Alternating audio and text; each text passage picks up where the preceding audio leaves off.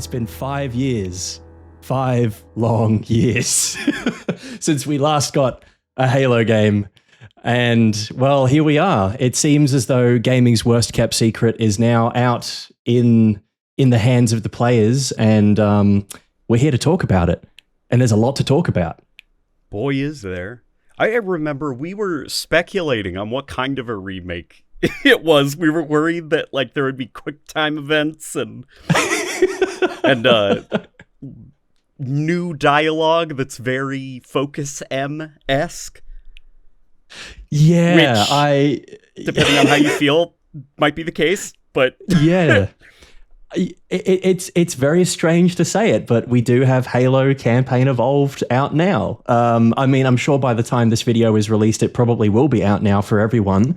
Currently, we're just in that sort of early access period for folks who pre-ordered the game from, I think it's the premium edition and up. Were you able to get your hands on it on the super mega edition with the statue? Well, I was able to sort out a little deal with someone that I know. So I'm not sure how much you remember of the story I told I think it might have been the last episode, but I tried to pre-order the collector's edition and it was only available from a website and a store here in Australia called JB Hi-Fi, which is kind of like, Premier Electronics, white goods, DVDs, vinyls, and games. Games is their big thing. I had it in my cart. I went to go check out. The website crashed. Couldn't get it. But I have a friend who works at JB Hi-Fi who I got in touch with, and I was like, hey, I know this is a shot in the dark, but is there any chance that you could get me on like a waiting list or anything in case someone cancels their pre-order or something falls through? And he's like, unfortunately, like the listing is just gone. Like it doesn't exist anymore. It's not on the elemental charts. Fugazi, but he bought 2 copies of the collector's edition, one for himself on Xbox and one for his brother on PlayStation 5, because him and his brother used to play Halo together when they were young. And he told his brother this because his brother stopped playing Halo a while ago and was like, hey, do you want to, hop on and we can play Halo when this new game comes out? And he very graciously, well, for me at least, said, you know what? I'm okay. I'm happy to leave Halo as one of those things that was nice when I was a kid, and I enjoyed playing when I was younger. So thank you, but no thank you.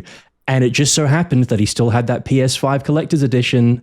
And he was like, hey, listen, if you want it, just let me know. Just pay me how much it cost online and I'll give it to you. And I was like, yes, take my fucking money. I'm ready to go. Oh my God. It's like the stars aligned. They really did. So it's currently in transit. It's coming my way probably on Monday. Oh, hell yes. But it's going to be so weird because I'm going to have a PlayStation 5 version of Campaign Evolved that I can't play because I don't have a PS5. Didn't we make a joke? Didn't we make a joke about that? Like just getting a PS5 version for shits and giggles? Yeah, and so now I'm going to have a PS5 copy lined up next to all my Xbox versions of the games. But at least I get the statue and everything else, so it's all good. Oh my God, the manual that comes with it is so cool. It is, I'm really excited to... I haven't yet. I'm trying to like... My YouTube recommended has been flooded with stuff, just like unboxings and showcases of the collector's edition, but I really don't want to see any of them. I just want to open it up myself and experience it the first time. But yeah, I've seen like little things here and there, but I am excited to look through that manual and compare it with the original. Yeah, it's they understood the assignment and lots of nostalgia reading through that manual. No, that's good. That's good. But, like the statue and the collector's edition and everything is nice. What about playing it? Yeah, I think there's only really... I mean, you can tell me if you think this is a good idea or not, but I think there's only really one way that we can gauge how we feel about this game just immediately.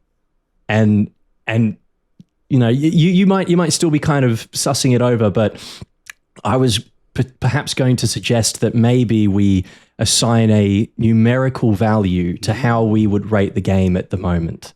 So like out of 10, you know, like if 10's the best you've ever played and 1 is, well, not the best game you've ever played, whereabouts do you think it would fall on the scale? What? That's a good idea. I worry that because of the way that like online criticism and discussion, it's like we've gotten to the point now where a 7 out of 10 is considered a disappointment. Looking at you, IGN. Looking at you. looking at you. Websites such as IGN. What do you think? Okay, what is the Australian like grading system like for like public schools and stuff? Public schools. Do you guys have I guess like the D is like a failure, A is like you did awesome, perfect. So A+ is like a perfect, and then you've got like E is a failure. So it's very much like a tier system, just minus the S at the top. Okay, gotcha. Okay, so rather than an F, I just remembered, no, it doesn't. D is like you basically failed, with F being failed. Yeah. Basically the same thing. Yeah, C is kind of like a pass, you know, it's middle of the road. You did all right. Okay. But yeah, anything below that is kind of, there's you might want to reconsider your life choices. And you got a B as well, right? Yeah. Okay. So maybe it's more of like a tier list ranking, perhaps. Yeah, well, I feel like that gets more of like because we've all gone through school systems all over the world, and I guess maybe we kind of like get the school grading system and we get the intent of those letter grades. So maybe I feel like that would more accurately reflect my thoughts on the remake if we graded it like a school paper. Okay, all right. So almost like having we've kind of got to mark it up as well, and like completely impossible to read blue pen like my teachers used to do. On my essays. Yeah. Like circling certain parts that need improvement. And it's just like all this cursive that's like italicized on a fucking 90-degree angle. And it's like, I can't read this. What does this mean? You're gibberish. You're speaking in scripture that nobody has written in decades, centuries. Literal forerunner on my essay paper. Yeah. What is this? This might as well be Latin. Well, no, not even that, because Latin people can actually study. Like, there's an attempt to preserve that language, where cursive is literally on its way out the door right now. Straight up webdings on this. Yeah. All right. Well, in that case, maybe I'll start. I think if I had to give it a school grading, I'd probably say it's like a B- around that kind of area, is what I would say. Wow. That's me as well. B-. Okay. All right. So we're roughly on the same kind of wavelength here. I think that's a good start, you know? We're not going to be throwing hands. No. That's okay. I wonder then if we're going to have the same points of like improvement. Yeah, are we just going to be like so on the same page that it just becomes an echo chamber for 90 minutes? or it's just 30-minute episode, the first 30-minute episode, because we've said all we have to say and there's nothing else. I mean, all the stars in the sky might just go out if we only have a 30-minute episode of Warthog Radio. When we run out of things to yap about, that really would be a recession indicator if I've ever seen one. The Warthog Radio ends early. What did you think of what did you think? Okay, where do we start? Yeah, it's hard to really dive in. There's so many. I mean, obviously there's the prequel missions, there's the main campaign itself, there's all the different intricacies around the gameplay, the cutscenes, the different, the new voice acting, and all. Like, there's so much that it's huge to be going through a drought, large, and then suddenly, yes, humongous. Maybe we should kick off with the cutscenes, because I feel like that's really how the game starts, right? Is it you not going the main menu? Okay, all right, main menu. I mean, It do be that ring, though. It do be that ring. It's that ring. It do be that ring. That was one of those things that I was like, I need this to happen, and I'm glad it did. And there's a vignette on the sides of the screen that, not so coincidentally, kind of looks like a 4:3 aspect ratio. Okay. That's All what right. that's what I think they're trying to do with the sides of the screen being darkened. They're trying to emulate a 4:3 look. The old CRT still relevant all these years later. Okay. All right. I didn't notice that. Not sure if the intention is good, but I'm not sure if the execution works because it makes the main menu look kind of muddy. It does a little bit, yeah. There's definitely a lot more kind of happening. I mean, it's a considerable improvement over how it looked in the October 25 build of the game. Mm-hmm. But yeah, there is still quite a bit of stuff happening. But thankfully, far less of the... I was expecting a lot more kind of UNSC techie bits and bobs and, micro lines and details and stuff. And thankfully, there isn't a lot of that. It is pretty straightforward. They toned down a lot of the Visor OS stuff. It's still no there, complaints but from me.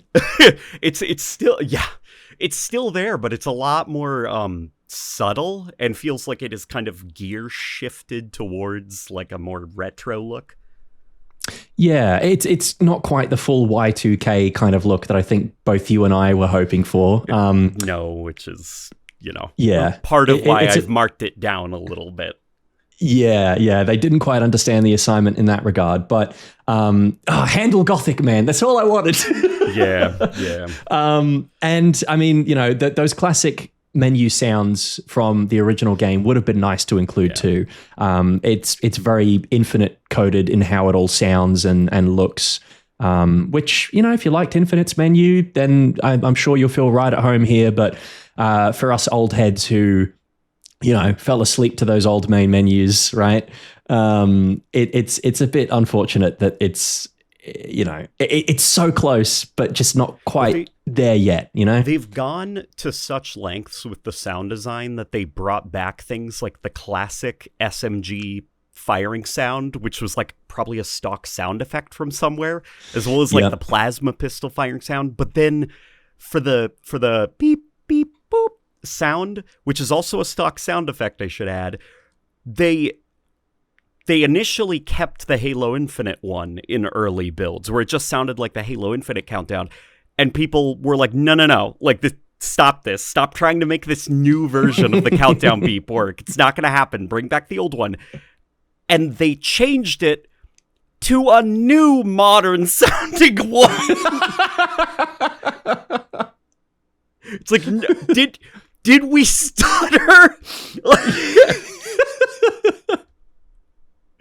Stop trying to make new beep beep work. Like, new beep beep isn't gonna work. We don't want new beep beep. We want old beep beep. Yeah. That's all we know in this household. Old game, old beep beep. That's such a simple way of putting it. Old game, old beep beep. Some caveman stuff right there. While slamming a club on the ground and eating old raw game, meat. Old beep beep. Yes. Yeah, so they're, like the being goofy and like, nitpicking some of the things that I don't like about that menu. I gotta say, it's the best 343, or I guess not 343. It's the best Halo menu to navigate since Halo 4. It is the most streamlined. I know where everything is or might be. And there's very few things you have to click through to get what you want. Yeah, no, I agree as well. I think it's it just, everything is laid out as it should be. It's all vertical kind of drop downs. There's no horizontal big streaming platform looking our icons everywhere. That kind of approach to UI design that, like, I think it was Modern Warfare 2, the remake, kind of started. That was the first one. Yeah, that did incomprehensible amounts of damage to the video game menu ecosystem. So it's strange to see that the new Modern Warfare is going back on that. So thank God for that. But yeah, in saying that, the menu is very easy to navigate. Everything is where it should be. I guess part of that is also because it is really just, I think there's less options in terms of what you need to be able to access in this game compared to, others before it, which is probably helping quite a bit. But yeah, no, menu looks good. It's functional. It works well. It's not really janky and laggy, which I appreciate. So thanks, guys. I appreciate it. And we say that sincerely. Like there is a hint of like smartassness to the way we're talking about it. Yeah. But genuinely, sincerely, if anybody on the UI team ends up listening to this, like you have put Halo on a path that it has not been on in over a decade, and I thank you for the effort. Yeah, like this just was a keep very it up. Keep it up, keep this momentum going, keep shoving Halo in that direction. And when we say that direction, we mean the left-hand side of the screen. That's what we mean. Yes. We mean going from top to bottom in a list that is stacked. Yeah, no funny icons. Yeah, no funny icons, no sub-menu after sub-menu that you have to horizontally scroll through. Oh, God, yuck. It triggers a visceral reaction in me. Like a proper gag reflex, just scrolling horizontally. Nah, can't do it. Just yep, there's about 8 things. Okay, I'm going to scroll to the next menu. Yep, 8 more things. I have 176 items. Look at all these yellow things on my screen next to unlockables that I've got to read now, otherwise the notification won't go away. Oh my God. I really like the color muted gray, but for some reason the game thinks it is a legendary tier piece of loot. So I have to scroll to the end of this over 100 piece list in 8 item increments. I think we've thrown enough shade at Halo right now. Man, but what do you like? Checkpoints are back. Mission checkpoints are back. Yeah, but hold on. Did they ever leave? I guess they did, right? They did. The first Halo game to drop mission checkpoints since their introduction was Halo 5. Oh shit. Oh, okay. Oh, sorry. You're talking about the Rally Point Alpha Bravo. Yeah, sorry, not that checkpoint, stuff. rally points. I was like, what the fuck? Halo 5 didn't have checkpoints? What? No checkpoints. If you die, you have to take it from the top.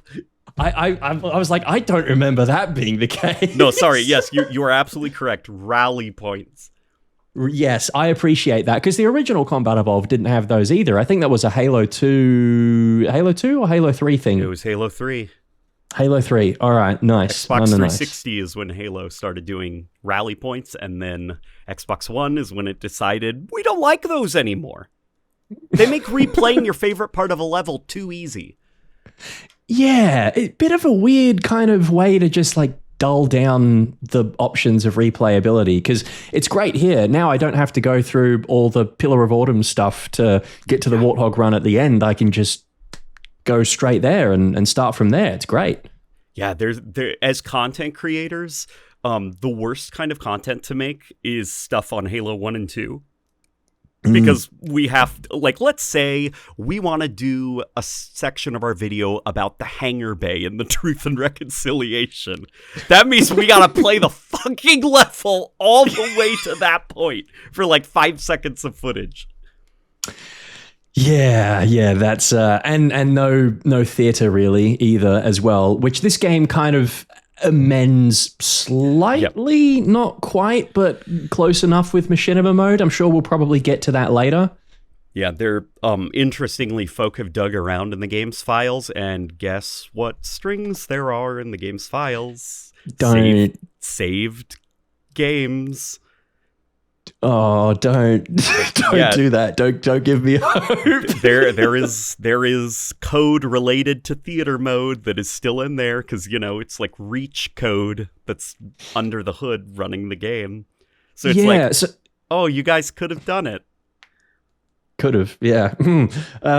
So you might be more knowledgeable in this space. In fact, you are more knowledgeable in this space than I am, but I know that initially a lot of people were saying that it was kind of running on a Reach version of the Blam engine and then it's Unreal Engine 5 on top. But since then, I've seen a lot of people saying that and this could be, I could be talking out my ass, which happens quite often, that because Unreal and Blam are both use some kind of similar coding, I think it's C+ or something, that it's a lot easier to take bits of code from the Blam engine and put it into Unreal, which is why so much of it feels like Blam, because it is essentially just like code for code kind of situation. But again, that could be bollocks. I still think that it is Reach underneath and then everything else kind of on top, a bit like what Abstraction did with Elder Scrolls.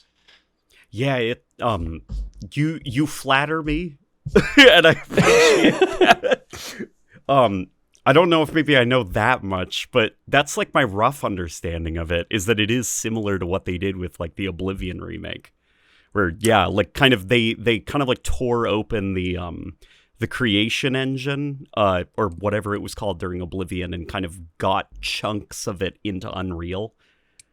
Yeah, and at least a lot of the code that's in Halo Campaign Evolved that's powering it is stuff from Reach's version of the Halo engine. But there is enough stuff that is different to where it doesn't feel as overtly Reachy as it did, at least when I played it back. Like in October, it straight up was just Halo Reach. But now there are differences. Like things don't quite behave the same way they did in Reach. Like not talking about specifically, like the AI stuff and like the feel of the characters and everything. More it just stuff that's hard to articulate. It's just little things. Yeah, I definitely still got the Reach feels though when I picked it up and played it the first time. Like I started falling back into, because with each Halo game I kind of play them differently, if that makes sense. Like Halo 1 and 2, I find I'm very conscious of how those games play and feel and what my limitations are as a player in that space. Like Combat Evolved, for example, I'm very conscious of gravity and fall distance and the fact that the game feels a bit floatier and that you're going to have more of a, like, it's kind of you grind to a halt when you move in that game. It kind of really slows you down. Whereas Reach, I tend to find that I can play it a little bit more like a conventional first-person shooter, and Sprint is probably a part of that, where I feel like I've got more mobility, I can run around more, I'm kind of less focused on my positioning and stuff. And I started playing Campaign Evolved a lot like that, where I was playing it really aggressively, just like running into stuff and doing it on heroic first and then later legendary. I was like, I can't be doing this shit. I've got to slow down and just treat it like it's proper Combat Evolved, where you've got to be more thoughtful about your positioning. But at the same time, there's parts of the game that just kind of feel like a bit of a meat grinder, like you're just kind of encouraged to keep throwing yourself at enemies. Maybe that's something we can talk about a little bit later in terms of like the encounter design and the balancing and stuff. But it still has that Reach feel, but there's enough new layered in there that it doesn't feel like you're still playing like a really fancy RTX on mod or something. Yeah. No, I get you. I've been, well, I guess now we're starting to get into the core gameplay and stuff. Okay, so Halo Reach, if I remember right, it started in 2 and then got evolved in 3, and by Reach it was more extensive to the point that like a lot of it factored into like firefight custom game settings. Enemies were kind of all tethered together and they'd spawn in like a squad system. So, that's where like Jackal Patrol, and like all the squad names came from with like Reach's custom game settings. And I noticed that in the original Halo, the AI weren't so like strictly tethered together in a squad system. So they'd kind of like break up, do their own thing. Like they'd still be reacting to each other and like what was going on, but they seemed a lot more loose and they could kind of like split off from each other and try to flank you and all that. But with this, they really like to huddle together. And sometimes they'll lock down corridors and it just becomes like really difficult to penetrate through their defensive line because of how aggressively they're kind of sticking together in their formations.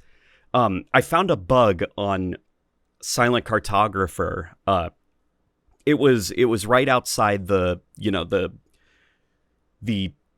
big cathedral or whatever where the elite locks the door. And those, in the original game, it's like a couple of grunts patrolling as well as like some elites just like hanging out, chatting amongst each other. But in this, because it's the Reach engine with like that squad system and the way the AI function, it's an elite and a bunch of grunts that are tethered to him and defending him. So what'll happen is if the elite, and the elite's doing like his janky Reach patrol, but depending on what direction he's facing, the grunts will hurry ahead of him and form a defensive line around him. And he'll move past them, change direction, and they'll have to huddle, forward to form a new defensive line ahead of him. Like, their behavior is bizarre looking. Okay, that I think that explains a couple of the gripes that I have with some of the encounters, but now that you've mentioned that makes a lot more sense, because it does feel like the kind of one-on-one moments that you get with elites and stuff definitely don't seem to be as common in this game compared to the original. They have like a psychic connection. Like they know exactly where each other is at any given time, and they move together as a unit.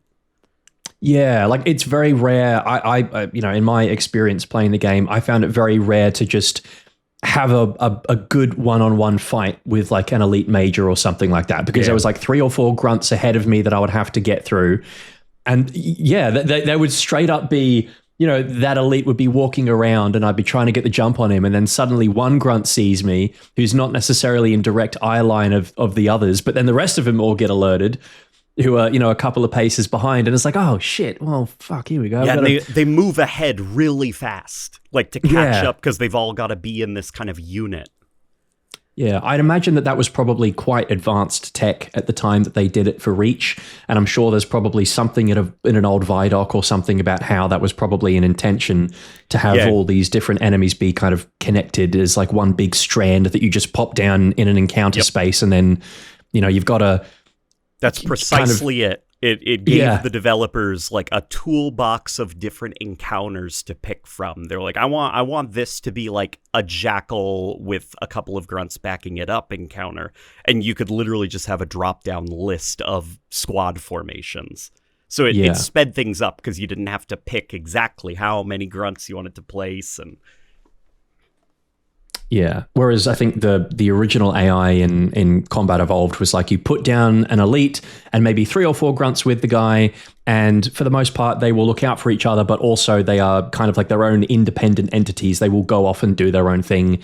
They'll kind of, play their idle animations and strut in different directions and whatever else. And then when you come into the fray, that's when like it's, that's when they'll start paying a bit more attention. But yeah, it felt more procedural, for lack of a better terminology, Campaign Evolved. It felt more like they're still smart enemies, don't get me wrong. Halo AI is always fantastic, but it just didn't have that same kind of character and independence that I remember the first game having. It's made me want to go back and replay Combat Evolved and just pay closer attention to how those AI behave, because there is a pretty noticeable difference. Well, another thing, and Rebecca and I have been playing it together on Legendary, which is like it is a ton of fun, but it's interesting to see the way that they've balanced it for Legendary. The AI, it dawned on me that because they're using Reach behavior sets, they have a lot more to consider. Like they have the ability to hop onto crates to, I think, kind of like throw themselves over chest high walls, almost like, sliding across the hood of a car type moves. They can also kind of anchor themselves to cover and pop in and out. There's a lot of different behaviors they can do at any moment in combat, but a side effect of that is that occasionally quite often they'll make really wrong decisions or situationally awkward decisions, where the original Halo game, they were very limited. It was kind of like, where do they want to run? And how frequently they want to shoot you and if they're following you and stuff. So you take into account that, as well as how much more geometrically complex these environments are. Like a single floor of Assault on the Control Room probably has more polygons in it than the entire floor of like a level in Reach.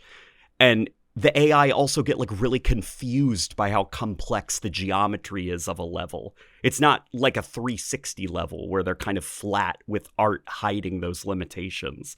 So yeah, they also get caught up on stuff. They get really confused. They'll run over to cover that isn't quite as, covered as maybe they think it is in their code. Just like a lot of really awkward stuff goes on. Yeah, I've got quite a few recordings of, I've got one of a flood tank form getting stuck on a wall where it thinks that it's, obviously it's just small enough that it can't fit through that particular gap, but it's still trying anyway. It's just like it looks ridiculous. But yeah, there have definitely been some instances of the AI getting stuck on various objects, and it does kind of ruin the immersion a little bit, because I feel like that didn't happen very often in Combat Evolved. And I think, like you mentioned, part of that is because of just how simpler. So they'd always make the right choice. Yeah, and just how simple the geometry was back then, I suppose. Like the any kind of nav mesh or whatever they had to put down was probably way simpler. On the topic of the Reach kind of animations and AI and stuff, though, that has been very noticeable in my playthroughs when it comes to the elites. A goofy walk the elites have with their non-combat. It's like the chicken walk. Like they've almost got that kind of like head bob going on, It's so awesome when they kill you and they instantly snap into that stance and start strutting away. Yeah, like there's it's just 0 to 100 really frequently. And on my first playthrough of Pillar of Autumn, when you go to the cryo bay window and you look out and you see the elites there, they're just like walking normally, then they spot you and then they just like hunch down, pull out their plasma rifle, start shooting, realize they can't get you, and then just like snap back into the idle animation and then go, and then just start doing it again. It's like, it's so jarring. I don't know why they didn't try and like add an intermediary stage in that animation set just to make it a bit just a bit more smooth, because it's not quite as fluid as it was in Halo 1, and just the way the elites hold themselves as well. I didn't think I was gonna nitpick it this much, but while playing, just the way the CE elites used to carry themselves, like they were quite upright. Like they were top shit, they kind of even had their heads up a little bit. So like their chins were almost kind of like, like snubbing people, Yeah. Whereas here they're very much like that elite from Reach, always kind of hunched over, tense, ready for action at any moment kind of thing. And that I think works in a game like Reach, where, they're on the planet Reach, they're on human territory, they're very much, potential to be attacked at any point kind of thing. Whereas in Combat Evolved, they're on one of their holy sites, like they're really happy to be there. They're like, yes, this is what I've been working my entire life for. I'm going to take this in. It's like in Reach, I noticed that in going back, replaying it and stuff, as well as just like, the couple years now of capturing footage for Reach, like the AI, they are not nearly as expressive in Reach as they were in Combat Evolved. Like they're kind of always locked in, for lack of a better term. Like it looks like a developer dropped them in like a Forge mode or like a dev tool. There's just this lack of context to the way that they move about, the way they exist in the world. They hold themselves like a video game AI. Yeah, that makes sense. They've even got that very heavy breathing that they do in their idle animation. Like it is very video game coded, which sounds weird to say because it's a video game we're talking about. But but I know what you mean. In Halo 1, like their head is constantly like looking around, like they're getting fixated on things as they're doing their idle animations and stuff. but it's just not there in Reach. Like the elites, they're always kind of like locked forward. Yeah, I also noticed some pretty interesting issues with like their awareness. Particularly in Truth and Reconciliation, where you're heading up towards the grav lift, you can get within like breathing distance of a jackal that's just looking right at you so long as you're still crouched, and it just will not pay attention to you at all. Yeah, like they get confused by stuff. And I don't know if Reach uses line of sight checkers for its AI, like to some extent, but yeah, like the AI, you can walk in front of them and do some... Rebecca had a grunt that was like staring at her, like it was watching her for minutes as she was sniping its buddies way off in the distance, and she only happened to notice that it was there next to her when she was done. Yeah, that Truth and Rec mission, I think, could maybe have done with some slight amendments. Like, if you can't get the AI to work, maybe do just a thought here. Maybe do a once-off suppressed version of the sniper rifle. You know, maybe do that. Well, so I do still think, like, you know, fortunately for Campaign Evolved, Reach's AI, like they're not my favorite AI in the series, but they are still a ton of fun to fight.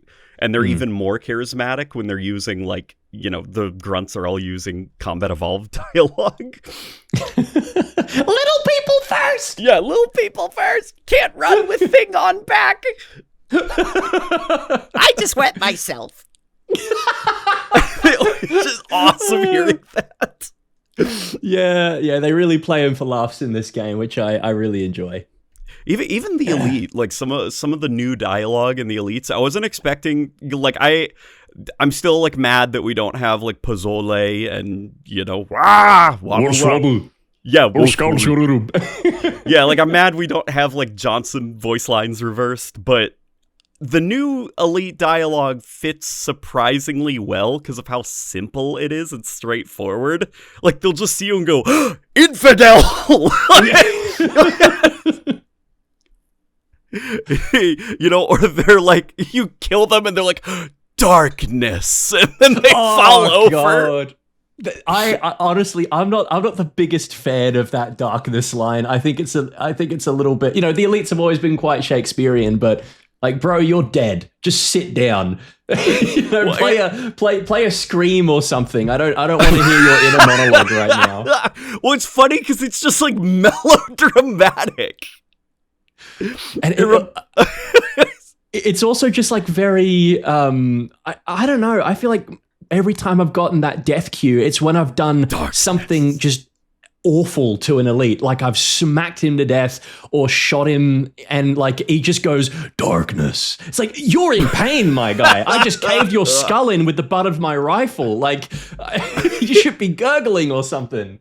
Give me a good death rattle. That's what I want. I didn't realize until playing Campaign Evolved how much I missed the old like jackal chattering. Yeah.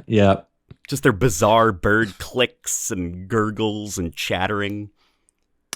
I think the jackals in this game are probably not necessarily because of their presentation. I still think they look pretty good. Like the infinite asset that they've reused already looked very Combat Evolved pilled. Like they haven't got that massive overbite like they did in the original, but it's still... You think it's Combat Evolved pilled?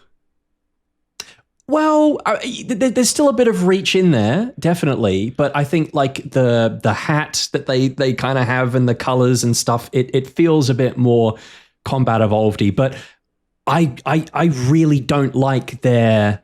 I don't like fighting them, to be honest. I find the jackals really frustrating in this game because I think the little cutout in their shield it feels a lot smaller than it used to be, so it's a lot harder to get them to like flinch and continue shooting them. Maybe that's just because, you know, it's a skill issue, but I often found myself just thinking, nah, fuck these guys, throw a grenade at their feet and just move on. There was a lot less of that kind of fun, pop the side, wait for them to do their funny animation, shoot them in the head, and then, you know, move on to the next thing. It felt like they were much more of an annoyance in this game for me. I'll have to put a pin quickly in the discussion of the Jackal's design, because, man, you were so wrong about it. Okay, all right. But would it interest you to know that... No, it will interest you to know that folks on Reddit have already done testing, and there seems to be a bullet magnetism bug with the Jackal. Okay, that would explain a lot. Yeah. So the bullet magnetism, it normally, like for the way that it works is kind of like your bullets will sort of curve towards a creature that you're aiming at, and every video game that's a first-person shooter has bullet magnetism to some extent, but for some reason with the Jackal, it biases towards the head and the center mass, like their body, even when you're aiming at the hand. And folk did like distance tests with the sniper rifle, and sure enough, like if you aim at the hand with the sniper rifle, that bullet will curve right to the body, even if they're right behind their shield. So it just bounces off the shield. Yeah. Okay. Right. That seems like it. Yeah. Yeah. That seems like it matches up with what I've been feeling playing the game for sure. They also don't have, I mean, I could be completely wrong here, but didn't the Jackals have 2 cutouts on either side of their shield in Halo 1 that you could shoot either side, or at least get a little bit more of a better shot on their fleshy bits? Whereas here it seems like there's only the one cutout on the one side for their gun hand, and that's kind of it. No, I think it was slightly smaller in Combat Evolved, and it was actually flipped. It was on their other hand that they'd hold the plasma pistol, and where the cutout was. Like Reach flipped it. Okay. Reach was the first Halo game to flip it the other way. Right. Also, just taking out that pin regarding the Jackal design, I'm looking through some images now, and I'm like, yeah, okay, maybe these aren't quite as faithful as I thought they were. The banished Jackal freebooter and stuff, which is like the minor Jackal, like it is straight up a 1-to-1 4K recreation of the Reach Jackal. Yeah. Yeah, they don't quite have that kind of that shorter snout and the big bug eyes, do they? That's Yeah, they in Halo Combat, dude, they're weird in Combat Evolved. Like it was a lot of fun to do the evolution video on them. Because so they've got like their big jewel-like eyes that are kind of cloudy, but they've also got these big red glands on each side of the neck. And I don't know what they are. They remind me of like a reptile or something. And they've got a set of 2 snouts on each side of of nostrils on each side of their snout. So they got 4 nostrils. I just found a really good close-up image of one of them, and and the little like combat vests that they've got on, and like their shoulders look really broad. Like they look suspiciously macho. Yeah, they look like really jacked, like really, really jacked. And then they got the really short legs. Yeah. Yeah, and they've got like tattoos up and down their arm as well as their nostril. They've got like these weird symbols tatted up on their body, which I looked at the concept art for them from Shikai Wang from Halo Combat Evolved, and he envisioned their tattoos as a lot more complex than they could probably actually do in a way that was readable at 480p. But it might be like their own personal Jackal tattoos, like to their species. Like it might not be Covenant related. Or like, Forerunner text like the Brutes in Reach. Yeah. They're cool looking in Halo Combat Evolved. Like they apparently redesigned them to make them a little bit easier to shoot, as well as there was merchandising reasons. Jamie Griesmer remembered that there was also talk about toy articulation, and that the Combat Evolved Jackal toy was very hard to make. So they adjusted the proportions of it so that it could make for an easier toy. Okay, yeah, the old Joyride stuff. Yeah, okay, interesting. That's a fun little bit of history, but Yeah, okay. All right. I mean, look, to be fair, I think you are the premier expert on jackals at this point, given your history on the Evolution series. So I bow down to your superior intellect, sir. But I do think it is cool that you thought that they were in the spirit of Combat Evolved, because all these banished assets that they're using, I'm pleasantly surprised by the very subtle changes they've made to like their armor shaders and like taking off just very tiny bits and bobs from the model to make it feel a bit more Combat Evolved-y. Like, it's a huge difference between the October build that I played, which was just straight up, I was fighting the Banished. Yeah, I'm still pretty mixed on a lot of that. I personally think that I'm quite selective when it comes to this stuff, and you can tell that I don't care that much about the jackals. But the grunts, the elites, the marines, I was pretty underwhelmed still with how they kind of all looked. I was really hoping that the grunts, because whenever I see a grunt major in this game, I'm just like, oh, that's like the Halo 4 design, with the funny helmet and the little minus sign eyes and the funny shaped backpack. I was really hoping that they might do a little bit more just in terms of, if not outright changing the design, at least unifying them a little bit more so that there was less kind of awkward variance, I guess, and making the colors stand out a bit more too. The grunts in particular, I was really hoping we might get that kind of silver ornamental mask that they had in Combat Evolved. Maybe making some changes to the gas mask as well, so it's like a full over the head gas mask like it was in Halo 1. Yeah. The elites in particular, I just I can't look at them without thinking, wow, these infinite assets look so much like the ones from Reach, and those ones in Reach were the ones used in Combat Evolved Anniversary, so we've come full circle. Why are we still doing this? That bummed me out. I wish that they used, because the elites in the prequel missions, they have that very manta ray kind of shaped helmet, some of them. I thought if they had just shrunk that down and used it in the main Combat Evolved part of the campaign, that would have looked great, Yeah. But they didn't. Yeah, no, you're right about all of that. Like, I appreciate that they did make tweaks to it, but the Combat Evolved purist in me, like, is still like, there is a world out there. There is a universe where we got like 4K translations of those original designs. Because for the folk who are like neurotypical and have like healthy, happy, productive lives and don't over focus on these kinds of things. Stop outing me right now on stream. For Halo Combat Evolved, they were inspired by aquatic life, specifically crustaceans. And so all the Covenant vehicles in that game, they look like a variant of a horseshoe crab. But the underbelly is like circuitry and electronics and stuff because they're alien. So you got the shell that has like this weird kind of not pearlescent, that's not the term for it, but it's got that, it refracts and absorbs colors in a weird, interesting way. Makes it look kind of alien.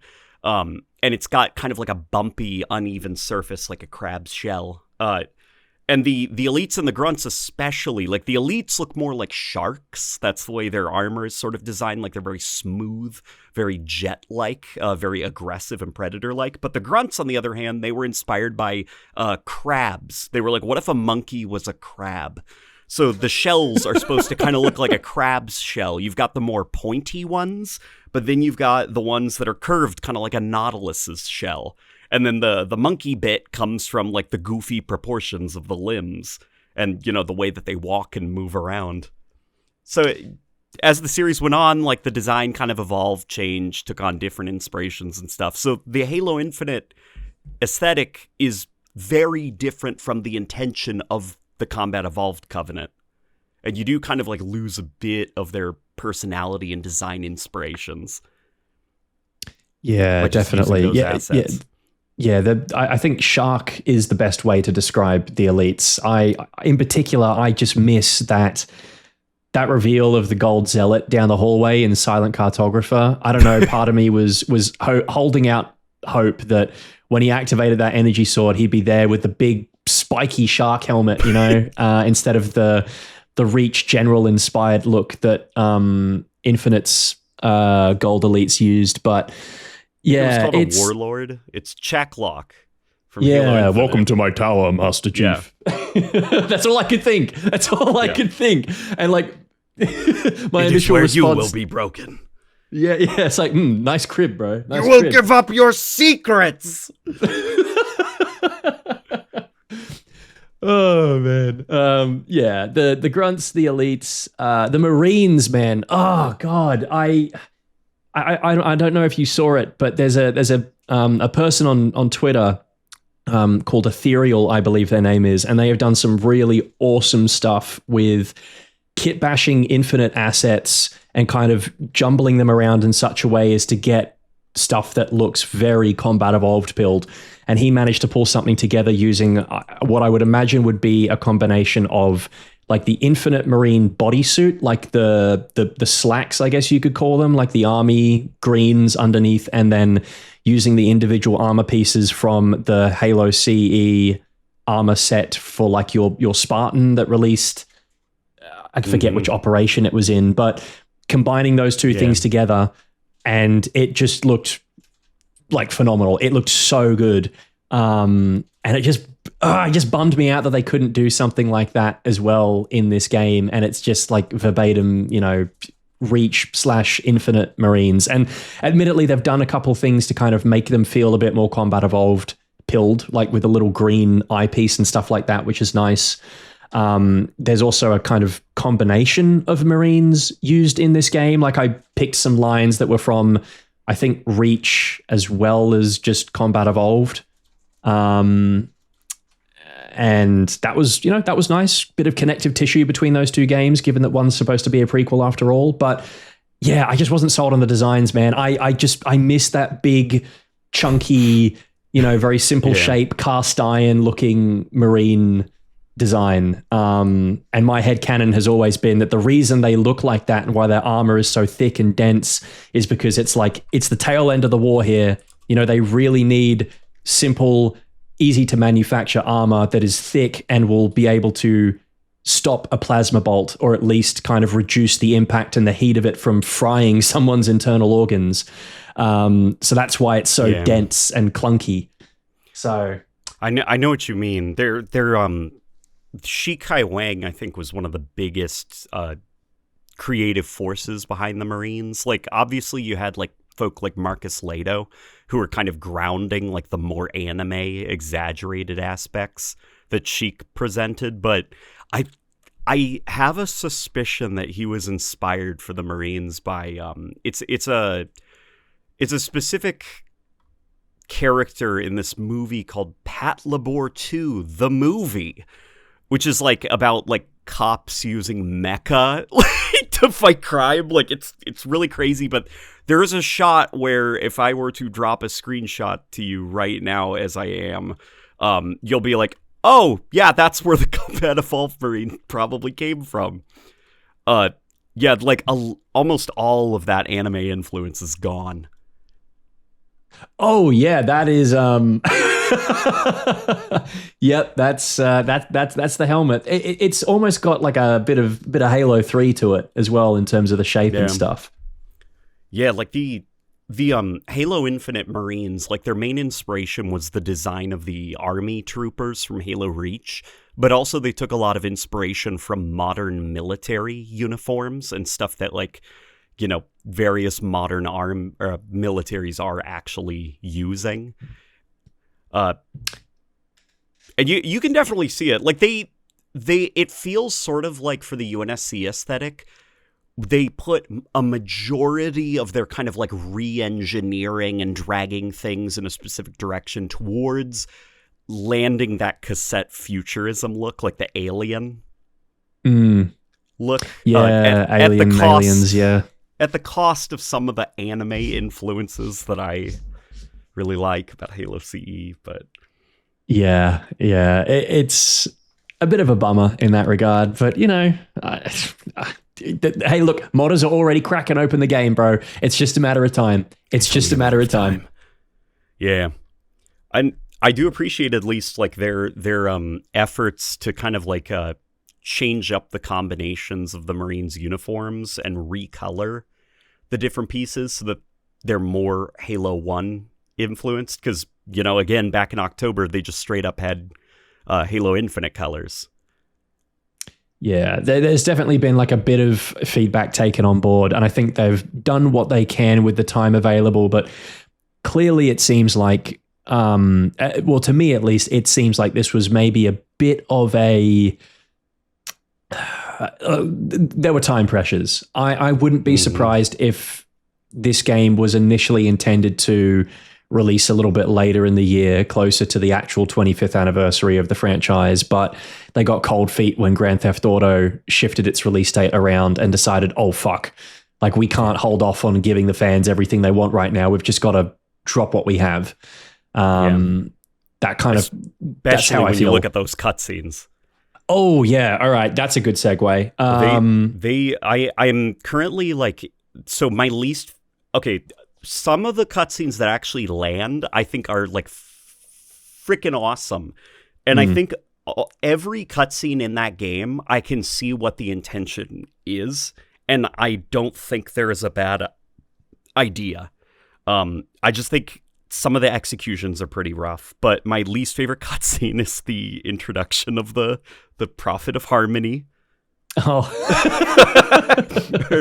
Chief, look out! It's an elite, a jackal, and 2 grunts! We're being overwhelmed! Yeah, just shoot him. What are you guys doing?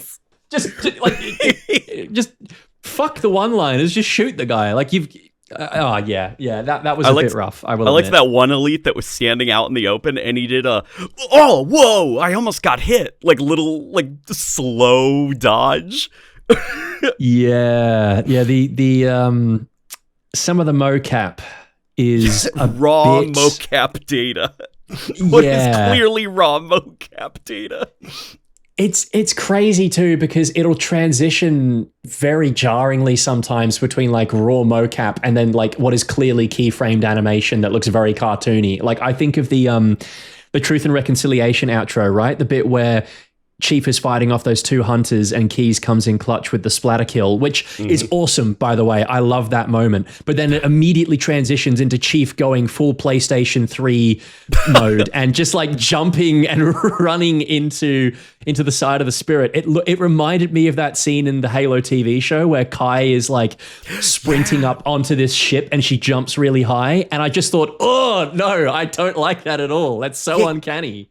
Yeah, it's like they turn into like rubber Gumby things and they start bouncing around the place. Yeah, like Mr. Fantastic. It's just so strange. Like the Fantastic Four, like stretching.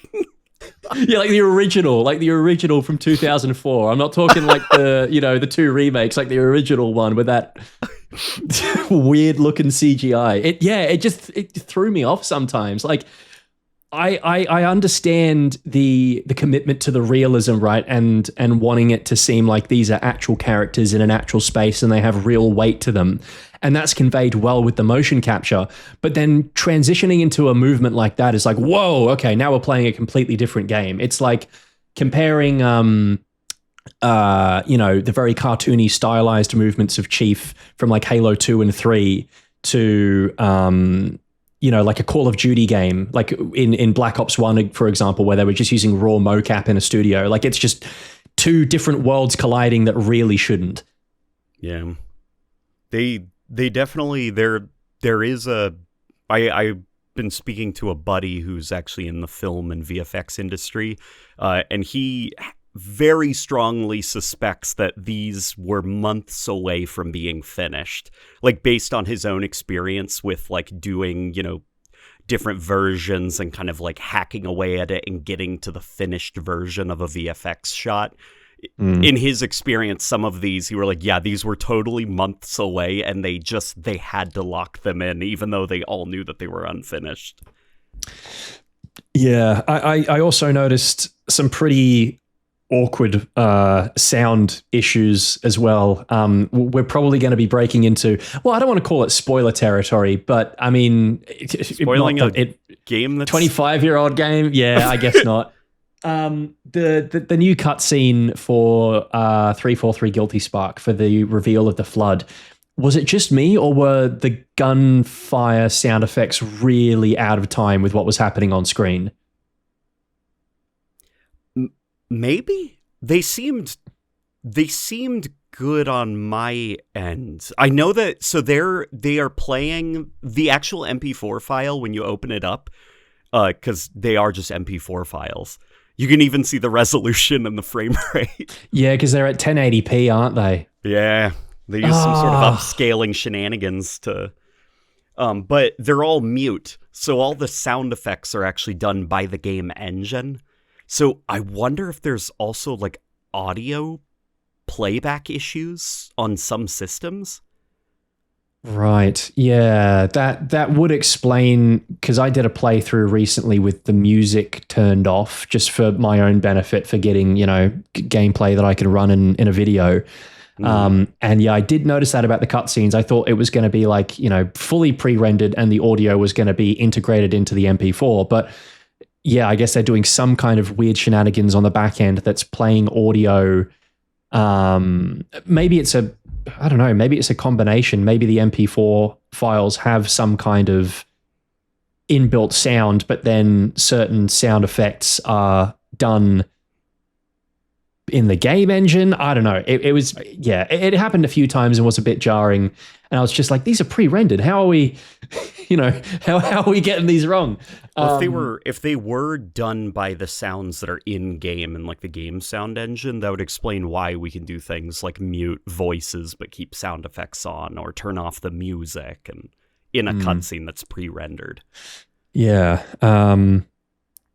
Yeah. On the whole, though, like, I ignoring the fact that these cutscenes were clearly a few months out from completion, I did still think that they were pretty, they were pretty cool. I enjoyed them for what they were. I think there was definitely some creative decisions that I agreed with more than others. I think the big thing for me is the sidearm that Keyes hands Chief. Yeah. I have my own thoughts about that, and should have been the pipe. Honestly, it should have been the pipe. And I think Keyes as well is the kind of character who I imagine, in his younger days and even now into his senior years, is very sure of himself. Like he would have known that he was getting off the Pillar of Autumn one way or another. And I think that kind of combines with how he's depicted in other novels as well, like, The Flood and other expanded universe material. I don't feel like he would feel the need to want to hand over his sidearm to Chief. Yeah. Get it to my daughter. The thing that represents him as a character is a gun. Yeah. Like that's not really, he's old, as Joe Staten said, he's old-fashioned. Yeah. He's a guy who smokes a pipe. He's a guy who's calm and collected and faces danger with a smile. Yeah. And I think, and I mean, I don't mean to disparage the work done by the new voice actor. I think he did a pretty good job with kind of trying to capture what Pete Stacker did. And people, I'm sure, will correct me if I'm wrong in the comments, but I don't think Keyes actually has any new lines in the game outside of that stuff with the pistol, with the sidearm, and maybe a few extra bits here and there in Keyes when we're hearing him over the radio as he's kind of being consumed by the grave mind, which leads me to believe that, like, we could have still had Pete Stacker as Captain Keyes. There is another universe out there where they're just reusing the old lines from the original game, and we still have good old Pete Stacks. But I'd be willing to bet the part of the reason for all of these recasts is because they have plans for all of these characters. Okay. Yeah. Like almost like kind of like, just get it over with, rip off the Band-Aid right now and introduce the new voices. That way we can see prequel games with those characters or prequel animations. Yeah, I definitely got that vibe after completing the Operation Meteorite missions. I kind of got that feeling that, this is like the end of an MCU movie. You know what I'm saying? Like, again, I mean, this is technically a new part of the game, so spoilers. But the whole point of the Op Meteorite missions is that you are collecting this nav data, right? And it's revealed that it holds the location of High Charity, which, of course, we later get to in Halo 2. But there's a little cutscene after the campaign is all kind of wrapped up where Johnson goes into this secluded room with a single TV and starts talking to Dr. Halsey, who you don't actually see, probably because they couldn't afford to make a model for her. So she's just kind of there talking to Johnson as this voice in a TV. And it does very much feel like they are, I guess, partly kind of setting the groundwork for a Halo 2 remake in future. But to me, it did also feel like, this is, I could almost feel like this feels like a trial run for something else that they might want to do in future, like other games that are, prequel spin-offs and stuff like that. That's kind of the vibe I got from it. Yeah. And, for the voices, like kind of, sounding a little weird, like Captain Keyes, he definitely sounds like, really stressed out, really like unhappy with his job. Yeah. Unhappy with the situation he's in, which the original was as well, but like, it's his characterization that he doesn't show that he's calm in the face of danger and warm in the face of danger. It's what makes him charismatic. But I do hope that for the Halo 2 remake, they get a new voice director. Or director for, like vocal performances. Because I do think that, some of this is characterization, but there are definitely like a couple of lines where I'm like, it doesn't sound like they were told what the context is or they understood what the context was. Like where Johnson, is like, let's finish up this job and then we can be home before dinner. And then there's the pause and Chief goes, "You're always hungry." Like he's responding to a completely different comment about dinner. Yeah. I noticed that across the board too. There's definitely some. I'll just outright say it. I definitely prefer the line delivery from the original. I think that obviously there are a few kind of oddball things here and there, but I think Chief was mostly a step up. I think in the base game.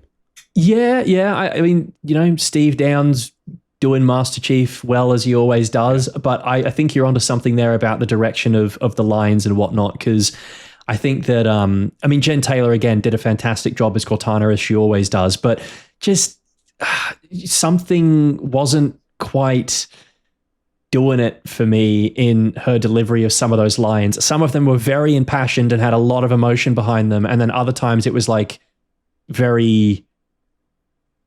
just very straight, like not a lot of emotion behind them at all. And I don't know, it just kind of rubbed me the wrong way in certain places, because I think what they were trying to do is that they're trying to draw a narrative thread between the weapon being like a younger version of Cortana and the actual earliest time we see Cortana, which is technically in Halo 1 in this game. So Jen's vocal register feels slightly higher than it was in the original game, and she feels a little less kind of like sarcastic and almost like... I feel like Cortana in the original game was just kind of... Her tone was very measured and very calm whenever she was in your head. Whereas here, there's a lot more of that kind of like sing-songy up and down weapon kind of quality to it, which doesn't always work for me at points. I much prefer when she was more, just more measured in her tone, I guess. Did you feel that they were sort of like so there's the new cutscene in Silent Cartographer where, she's like analyzing like this structure is blah blah blah, and she's looking at the map of the ring, and she kind of finds the location of the control room. She starts that cutscene looking at Chief, and she has this huge grin on her face, and she like whips around and immediately starts diving into the surface of the ring. And the cutscene ends with her like holding a hologram of the ring and looking really intensely at it. And Chief kind of yanks her away. And if you look at her facial expression, she looks like a kid being dragged away from a Chuck E. Cheese. Like, and then when you get to the control room cutscene where she's like gigantic, she looks like she's just in a state of like, she looks like a kid in a candy shop. Like she's having so much fun pillaging the ring's data.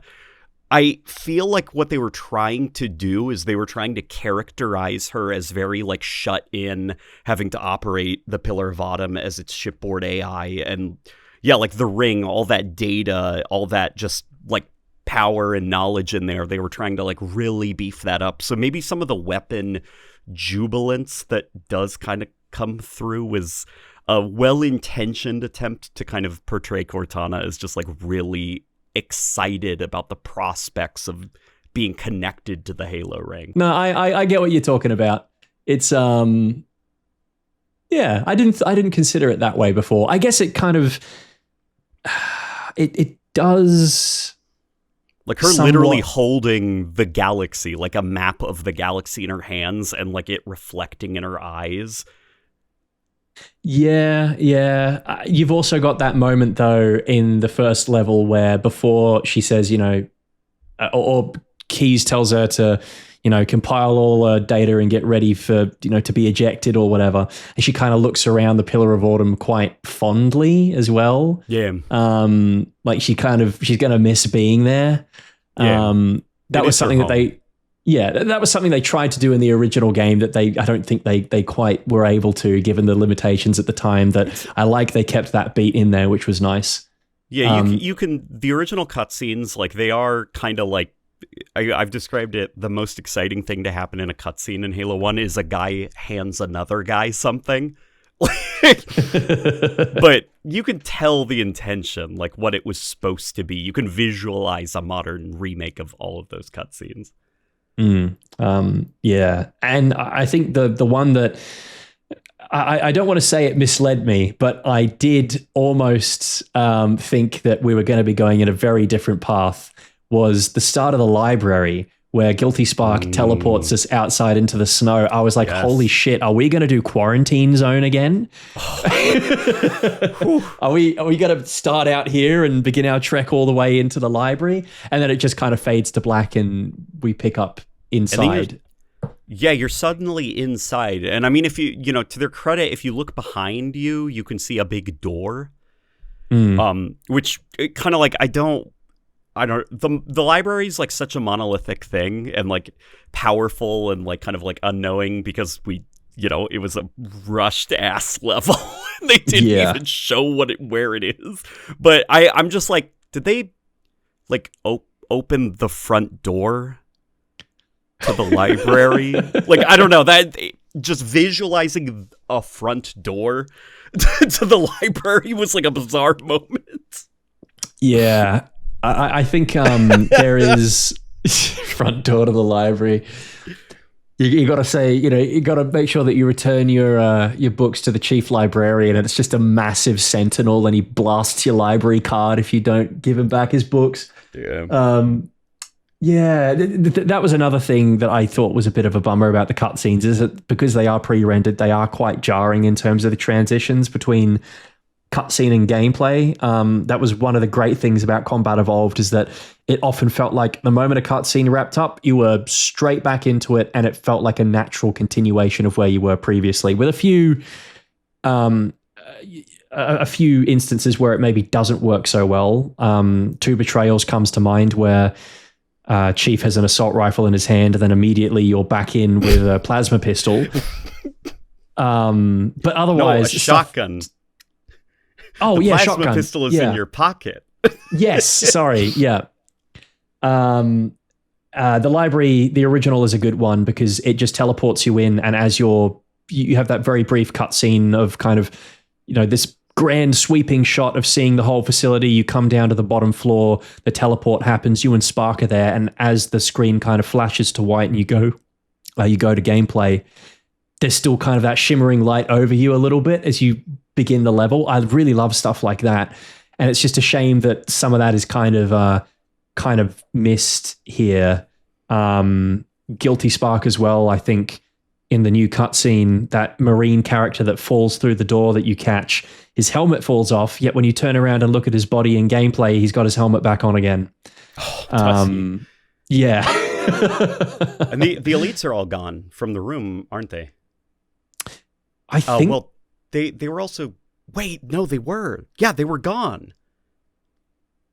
Oh, yeah. Wait. Shit. I've got to replay it again and try and... No, they're... To its credit... you could argue that is faithful because they were also mysteriously gone in the original game. Like, the bodies were, like, completely different when the cutscene ended. Right. Yeah. Okay. I'll have to... It was faithful. Well, yeah. Continuity, faithfulness. Dude, they kept my favorite cutscene in Halo 1. Oh, yeah. They kept it. You said it wasn't going to happen. I said it was too silly. There's no way they do it, and they did it. And it was silly and glorious. They teleported Chief upside down. I would have paid good money to see your reaction to that. Oh my god, I was through the roof when I saw that. I was so fucking happy.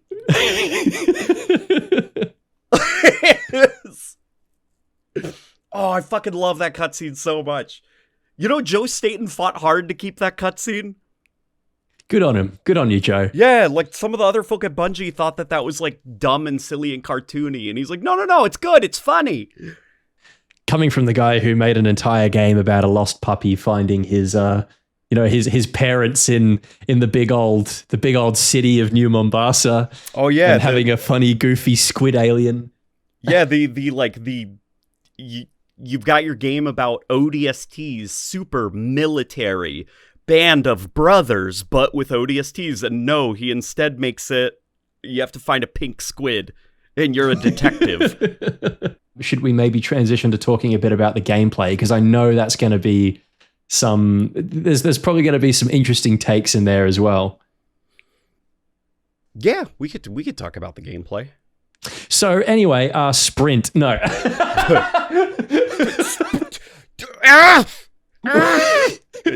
Head just explodes. They gave Chief a walking while throwing a grenade animation. That's not true to Bungie's original vision. Oh man, you can't look all the way down and have his head pop back up again like the old machinima mode. Well, have you seen what happens if you try to lower your pistol? I don't think. Well, I haven't seen the animation from the outside, but I've tried it. I've tried it myself from first person. Yeah, it's the same way in ODST. So I don't know if it's a bug related to that or it's a bug that has to do with like character proportions or something. But it's like if you needed confirmation, this is the Blam engine. This is it. When you lower your pistol, your shoulder, your left shoulder becomes dislocated and moves all the way down to like your stomach or below your chest. Oh no. Oh man. Where Chief will look fine from the right profile, but if he turns and faces the camera, it's like, oh my god, his arm's coming out of his stomach.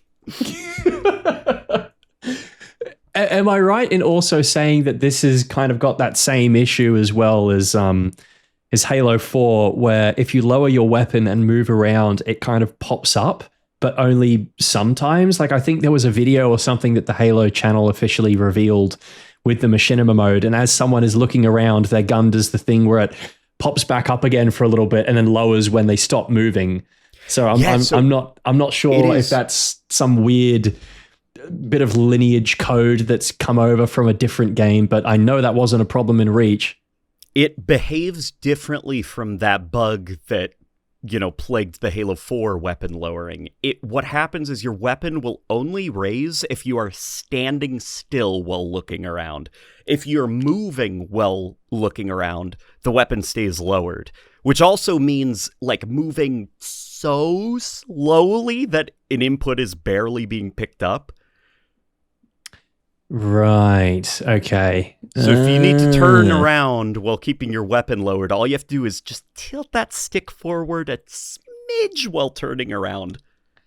Okay. All right. I'll have to keep that in mind for any future content that I might try and make using the machinima mode. But since that issue now affects what is kind of Reach code, I wonder if it's a bug in Halo 4 that makes the weapon raise anytime you look around or start moving. Well, I wonder if that wasn't intentional. Sounds like something that a certain couple of creators in the Halo community, I'm sure, could take a closer look at now that we know. Mm-hmm. Finally, machinima of a decent caliber may be possible in Halo 4. Yes. Not that you'd really want to, personally. Finally, we can use the 2012 video game, Halo 4. we can use the 14-year-old game to make movies. Ah, yes. I've been waiting for this. A new dawn for machinima. Halo's back, arrived. Boys. Yeah, Halo's back. All the innovations that went into Forge and set building, and we could throw that away and return back to the Xbox 360 era. Yeah. Well, hold on. We got completely sidetracked with machinima mode there and funny visual bugs. Let's talk about. Your head was exploding. Well, quickly before we go back to my head exploding, my head was also exploding about there are Master Chief Collection related bugs that have carried over into Campaign Evolved related to your frame rate and aiming. So if you want the smoothest, stablest camera motions, 60 FPS is what you should lock your frame rate to. Any higher and you start getting micro stutters with movements of the camera, positionally as well. And of course, 30 FPS gives you the smoothest, most Reach-like theater mode feel. Of course, right. Yeah, so it's the same. Okay. Yeah, I had a feeling after using machinima mode and trying to get really slow panning shots that there was something going on in the code that would have elicited that. So yeah, it operates on that similar kind of thing where it's aiming is done in almost tiny little integers rather than a full smooth kind of gradual sweep or something like that. So it does make using the camera in machinima mode a bit funky at times. But I will know to lock my frame rate down. It gets funkier, and the transition between those integers gets more disrupted and kind of glitchy the higher your frame rate is. So yeah, if you want those smooth, sweeping camera shots, at least do 60. Okay. Or 30 if you really want that cinematic look. Because 30 is definitely the smoothest. Okay. All right. I'll keep that in mind. Interesting that's still a thing, man. God damn it. That's what so I have reason to suspect it also affects gameplay aiming. I think you're right. I've noticed that too because I try and run my dead zones as low as I can on controller, and I still every now and then get these tiny little I'll try and do a gradual movement with my thumbstick, and it's oop, oop, oop, oop. No. You're gonna bump over just a little bit. It's like pressing a button rather than turning a dial is how I would describe it. Yeah.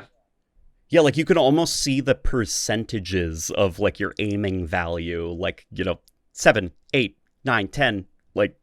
You can see it boop, boop, boop, jittering by a percentage. Yeah. I also think that aiming in this game feels more like Infinite than it does Reach, surprisingly. Like in terms of how, at least on controller, in terms of how aim assist feels, it does feel less like there's a gradual kind of cone over an enemy that you sweep over and it slows things down. It feels more like you hit an enemy and it's like, oh, you've hit a roadblock really, really, really, really slow until then you come out the other side and it's like, I've finally pulled away from the aim assist bubble. It feels more like that in this game. Maybe that's just me, but... Yes, the aim assist is definitely, like, something about it feels different. And folk have also discovered that there is, guess what's back? Guess what's back? Back again. Heavy aim's back. Tell a friend. Fuck! Yeah,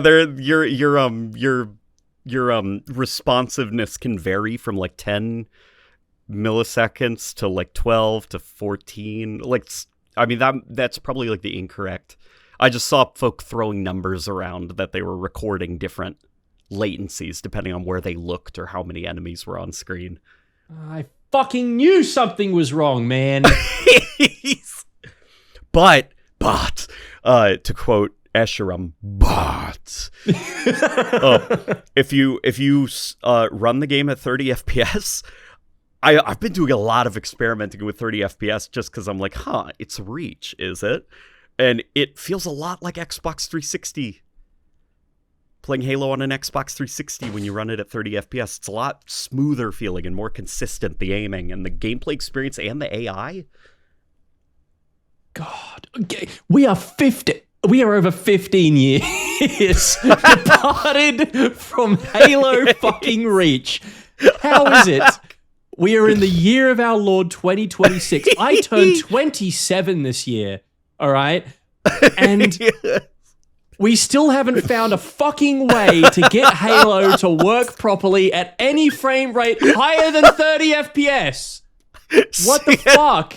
And I was about to say, it felt kind of nostalgic in a way, but now I'll keep those freak frame rate opinions that I have to myself. It is 2026! We have artificial intelligence. All right, we have fucking machine learning and all this stuff, and you're fucking telling me that we can't get Halo to feel like Halo unless it's running at 30 frames a second. Fuck me, man. I just want to play a game. I just want to play a game. You know, I want to play a game with controller and have game feel good. That's what I want. But for some reason, it's fucking impossible because the only people that know how to use the Blam engine are Bungie, apparently. Oh my god. Dude. That monologue. That was like a Deus Ex trailer with the reveal of the new villain. Just down. The year is 2026. Artificial intelligence. It sounds like the start of a you probably know this. There's a famous video on YouTube of like, it's this old Twitch streamer and she's on like some random ramble about how she's like, you know, the planet is dying, the animals are leaving us, you know, all this other stuff, and then it transitions into a COD montage with some song by what's Jared Leto's band? Oh, fuck. 30 seconds to Mars or something. And it just transitions into a COD 4 montage. And it's like, don't break me down. It sounded like the start of that. Yeah, that was oh my God, that was glorious. I'm going to do that edit, I think. We're gonna put it on a t-shirt as well, like the full lyrics to that rant. But like seriously though, this is putting thoughts into words as to what felt so strange about playing the game. Like those tiny little weird things with the aiming, the incremental adjustments as opposed to the smoothness of it all. The fact it's still tied to a 30 FPS. Like, man, why is it so hard to pick this stuff apart and fix it? Like, well, probably because so much of it, like bizarre aspects of it, are tied to 30 FPS. Stuff you never think would be done. It's like I just want to play a game with high frame rate and have it feel good, you know. Oh, man. They managed to get close with the Master Chief Collection. Like, there's definitely still some issues with that game when you're not running it at what was initially its native frame rates, but like aiming still feels great in those MCC games. And here it just feels a little bit kind of jittery. And as you mentioned, if heavy aim is a thing, fuck, man. That annoys me. That annoys me that we've taken steps back to like issues that were, you know, in Halo 5 of all games somehow. Damn it. What's probably like a completely different reason now for the heavy aim. Yeah, probably. But I definitely noticed it. First time playing the game, I was like, I'm moving my thumbstick and it's just taking a little bit longer than normal to actually register my movement. I thought it was just my rig being shit, you know, but maybe it was something more than that. Yeah. Evidently it was. So many interesting bugs that I've gotten so used to now with like fooling around with the Master Chief Collection and frame rates as well as like game speeds and stuff that I'm like they're like old friends now to me because I know how to navigate around them. I'm like, it's you again, you fucker. I already figured you out. Good to see you again. I think you have Stockholm syndrome. Basically.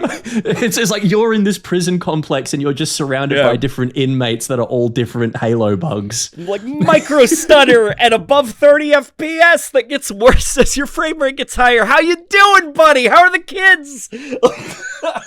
Good to see you. How you liking the new graphics?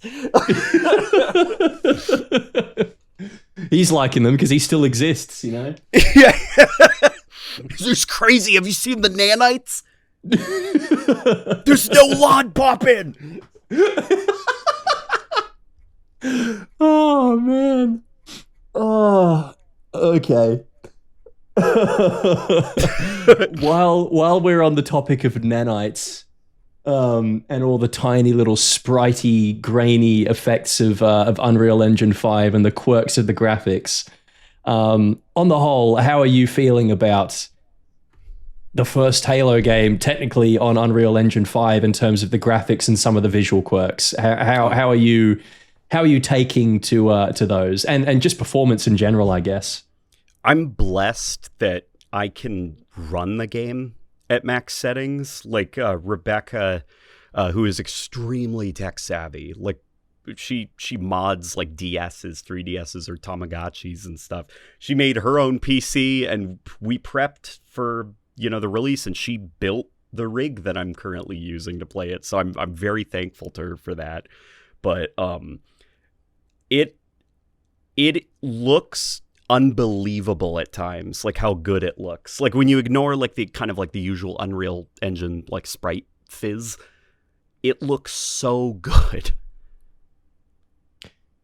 It does if you have a rig good enough to run it. Even technically, if you the asterisks that came with my compliment is I wish that it artistically and performance wise scaled better for lower end systems, because her rig, which can power through Halo Infinite at max settings with ray tracing on at hundreds of frames per second, we have to have it like at really low settings, and even then we have to do a lot of the image reconstruction stuff, and it just kind of looks like someone spilled Sprite all over her screen. Yeah, I got that a lot as well. When I first loaded up the game and tried to play it, I tried using DLSS to kind of, you know, upscale things and turned on frame generation and whatever. And the game looked really, really bad. Like that kind of spritey texturing on things that you talked about. There was a lot of that on basically any metallic surface. From the Pillar of Autumn to Forerunner stuff, it was there. The skybox of Silent Cartographer, the clouds had this kind of like comic booky, singular tiny circle kind of shimmering effect around each of them that just looked really awful. And so I ended up changing to FSR of all things, which is, funnily enough, I think an upscaling technique that is primarily used with AMD GPUs, and yet it worked a lot better with my NVIDIA one, and the game looked a hell of a lot better, which is very strange. FSR? Yeah, is it FSR? No. I think it might have been. Yeah, it is FSR. I'm wondering now then if next time Rebecca and I play, we should try out FSR. Yeah. Also, just kind of annoying how there's no option to just turn it off entirely, just like not even have that be an option. There always has to be some kind of, you can set it to 100% or whatever it is, or ultra or native or whatever they call it. But I think there is TSR, I think, is like native, like no upscaling stuff. That's isn't that like some kind of super resolution thing though? Doesn't it do? I don't know. It's maybe still got like an image reconstruction thing, but it's like it's closer to like TAA, I guess. Okay. Yeah, there tends to be quite there's not a lot of graphical options available for PC, I've noticed. Yeah, compared to Halo Infinite. Yeah, we're taking a few steps backwards compared to Infinite. Like even things like weapon offsets, which I thought would be there, are just not, funnily enough. They are, though. If you modify your INI files, guess what happens? Guess what happens? Don't. No, this is crazy. You can modify your weapon offsets in the INI files, and for some reason, those INI files also show up on the Xbox version. So your custom offsets will be on Xbox. Oh, my brother in Christ. What do we do? So, at some point, I'm going to do some fooling around to see how far I can fuck up my Xbox version of the game, knowing this knowledge. Top right-hand corner of the screen. I'm thinking, like, can I like turn off certain graphical settings and it'll do that on the Xbox version as well? Well, yeah, that's the next thing I was going to say is the chromatic aberration. Whoa. Whoa. Can we dial that back a bit? Like every time you get to something that's just a little too bright, it's like I've gone in and turned on fucking RGB split in Premiere Pro and turned it up 100%. Like it's too much at times. Rebecca got violently motion sick playing this game because of when we got to the Truth and Reconciliation grav lift, and that was like it. Like she had to take a break because she started breaking out into a sweat. Like just how like boom the chromatic aberration got.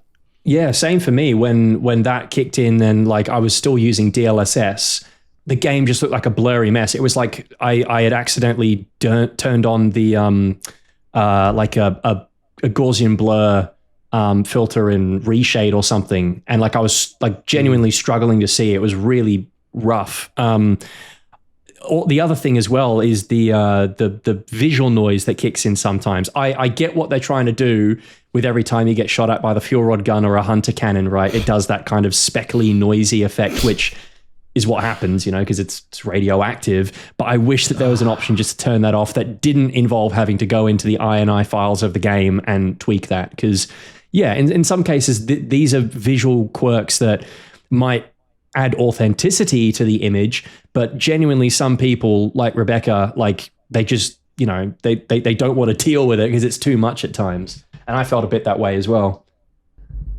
Yeah. There's gotta be I do think some of those folk over there, like in their excitement, which I would make the exact same mistakes in the excitement of all the Unreal Engine 5's new like bells and whistles. I feel like they kind of went a little bit overboard. Oh yeah, definitely. There is a lot of that kind of kid in a candy store, or we've just opened up a brand new toy box. Let's just bring everything out and and try and find a way to make it all work, as opposed to like you see all this shit Unreal Engine can do. Yeah. Oh my god, we could do chromatic aberration. Turn it all the way they got film grain. We go, hey, film grain. Yeah, I know that guy. put a lens flare on every bolt of plasma. Oh my god! When I got another visual bug when I was looking out over at the ring on Truth and Reconciliation, just blinding lens flares along the edge of the ring for some reason. I was like, "What the fuck is going on? Like, am I getting aimed at by 1,000 jackal snipers? Is this scope glint? What's happening? Am I playing Ground War in Modern Warfare? What the fuck?" I really like games that sometimes go a little bit overboard with like I want to look as graphically impressive as possible, even if sometimes you can't see what you're shooting at. But even I was like, okay, this is like there's just so much post-processing on the screen. Yeah. So many. It's like that donkey bit where he's like, "Is that an enemy or is that a lens flare?" Yeah. Did you also notice that enemies carrying the rocket launcher and the fuel rod gun have lens flares now on them? God. Which I think they did that for people who have PTSD from the rocket flood. I mean, fair enough, but also, like, the whole point of scope glint was that it was meant to be for games, like competitive games and games that don't have particularly good visibility. And it was the whole point of, like, the sun is reflecting off the sniper scope.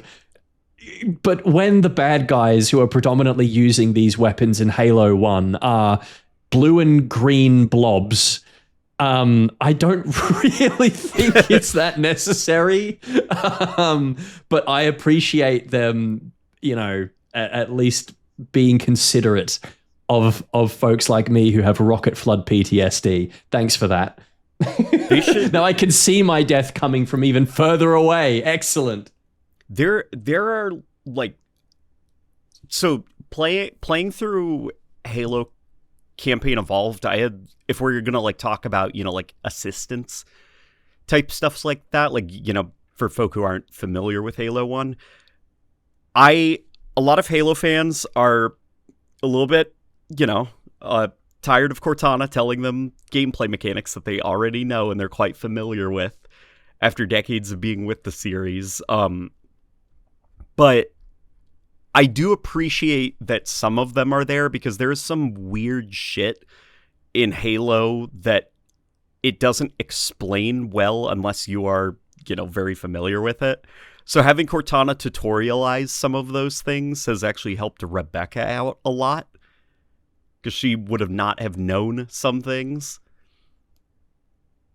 Okay, all right. All right. I mean, I think sometimes it's more. I don't want to use the word egregious, but it's definitely more on the nose than others. There's got to be a way to turn off some of it, because like the dialogue, when so much of it is explaining a gameplay mechanic that you already know. Yeah, like, there's got to be a way to be able to turn off some of those optional like tutorializing. Yeah, I mean, having just started a new playthrough, getting the whole spiel about this is a Covenant overshield, this is a Covenant active camouflage. Like I obviously I'm acquainted with Halo, I know, but on the first time I can understand it, but having it pop up again every single time on a new playthrough is a little bit much. Oh, you know, get close, Chief, and try and it's risky, but you might be able to hijack that ghost. Like, yep, I know, I've heard it the first time. I don't really need to hear it again. I wish there was, even just in the settings, right? You've got an option to turn off the text-based tutorials on screen that pop up for like basic player movement and stuff. It would be good if there was an option to do that for some of the additional lines as well. Especially, oh god, the one that really got me was Assault on the Control Room, where Cortana's talking about how the arrows on the floor will light up in notice of our proximity. It's like, yep, they were already lit. I could already see what they were doing and where I needed to go. But thanks, Cortana. I appreciate that. I appreciate you. See, that was like the least egregious one, because to me, I'm like, oh, like those are like real. Like, I guess it never connected with me that, like, oh, those arrows aren't just, like, level design things. They're actually, like, a real physical aspect of the Forerunner structure. Like, I do find it interesting how the Forerunners, like, got lost in their own shit themselves. Yeah, and so they had to put arrows on the floor. Copy-paste Chrome rooms. They had to put arrows. They had to put, like, little home sensor lights, you know, on the floor in case someone got lost. I need to go to the kitchen. Where is it? Where's the fucking bathroom? Follow the blue lights. Oh man, that's funny. On the topic of Forerunner stuff, how did you feel about that? It's some of it, man. It's oh my god. I have so many thoughts about it, and it is not as simple as it looks like Halo 4, therefore I hate it. It doesn't quite feel like Combat Evolved. There are times where it does. I think I overall prefer the look of Halo Infinite's Forerunner stuff more, but that's with like 1,000 asterisks, because sometimes I do like this Forerunner stuff, like the hologrammy stuff. It's tough, because I also looked through the art book and I looked at some of the Bungie concept art, and it's very clear that they're pulling inspiration from the Bungie concept art.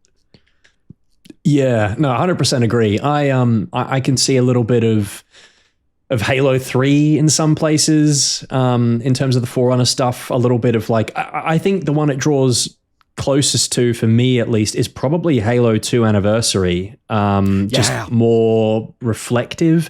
Halo 2 Anniversary especially had that kind of thing where it couldn't just let a Forerunner wall be a Forerunner wall. Like, it had to have some kind of indentation that was very heavily shadowed and lined around the edges to give it some more interest. Yeah. Lots of 30-degree lines that are all converging into a point in the center of the wall. Yeah. Yeah. I think the biggest issue that I have with this take on Forerunner architecture is that it's all very angular. And I don't think that's even down to like the holograms. I noticed on the wall before you go into the locked door in Silent Cartographer, all the Forerunner holograms, instead of having this very kind of like spacey, techie, lots of different colors, squares. There's just a lot of like triangles and angles and stuff to it that don't really make a lot of sense. It doesn't look like a readout for anything. It just looks like a lot of abstract, angular shapes kind of stuck together with each other wherever there was room for them to work. And that transitions even to like the first structure you see on the beach of Silent Cartographer, where instead of being this very rounded kind of outcropping, it again looks more like it just looks more triangular and kind of sharp. And I don't think that's really how I perceive Forerunner architecture in Halo 1. Like, it was very Frank Lloyd Wright in terms of how it was done. Like, it seems like they're kind of averse to any kind of curves. Everything just has to be sharp. And I don't know. It doesn't really do it for me. I would have liked if they had maybe looked a bit closer at the source material. Because the other thing too, right, is that I'm going on a full tangent here, is that I think the Forerunner architecture used to be more understated. Like, it wasn't... it felt like the Forerunners were kind of making a conscious effort to build this stuff in with the nature in a way that kind of respected it, if that makes any sense. Whereas now, you know, you look at the new map room in Silent Cartographer and it's this great big cockatoo looking spire heading into the sky, which admittedly for a building of that significance probably makes sense, but I preferred it when it was a bit more subdued. It's close, it's almost there, but it's just not quite in certain places. Well, it's a bit more dramatic, isn't it? Yeah. In talking to, which, you know, we should probably just like say it, like, we're going to be interviewing one of the leads, the project leads on Halo Combat Evolved Anniversary from 2011. He's going to spill the beans and tell us what happened. But He was talking about an aspect of Halo 1's art design, Forerunner architecture, as well as the vistas and like shot setups, you know, like turning a corner and seeing a sight and the way things are positioned and proportioned that not a lot of people consider. Even like I was like, you're right. Was Halo 1's visual design language was not built for widescreen. It was built for 4:3. So all the Forerunner structures, everything was supposed to be viewed from a 4:3 aspect ratio. We can now just look at it with widescreen, but it looks the best, the most cinematic, the most striking at 4:3. And I do wonder, like, because when I'm setting up like comparison shots and stuff, the remake, it is so easy to get a good cinematic looking camera shot, you know, like that's following like rules of 3, you know, and just making sure everything, you know, having also like your 3 layers. It's very easy to do that. But on Halo Combat Evolved, it's actually a lot trickier. Yeah, I can see what you're talking about there. That's an interesting little tidbit of lore. There are some aspects of that, like the thing on the Silent Cartographer's Beach where it's so much longer, but when you step back and take a screenshot of it, it fills up like a perfect, you know, like widescreen monitor. But if you were to find the exact same spot for the original game, it would stop about like halfway through the screen and it doesn't look quite as nice. Okay. So I mean, I do that's just like, it doesn't say, okay, well, that's fair. Now everything has to be triangles. Like, that's not what I'm saying. Yeah. I do wonder if that's some of it, is them like stretching things out, kind of redesigning them a little bit so that they'll fit on a wider display.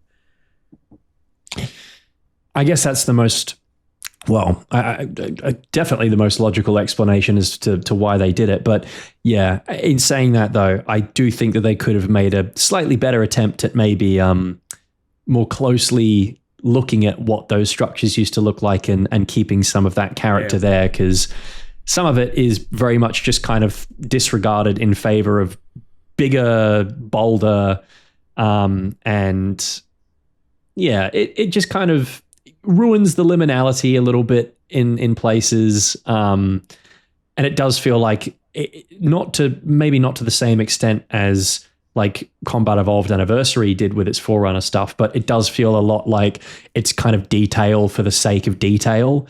There's a lack of restraint in certain places, not just in terms of the architecture, but things like the rest of the world and the skybox in certain missions. But on the whole, it's a bit of a mixed bag. There are some parts, like you mentioned, that look pretty close to Halo 1, and then you get to others where it's like, whoa, I am staring at the Hall of Mirrors right now. That is a lot going on.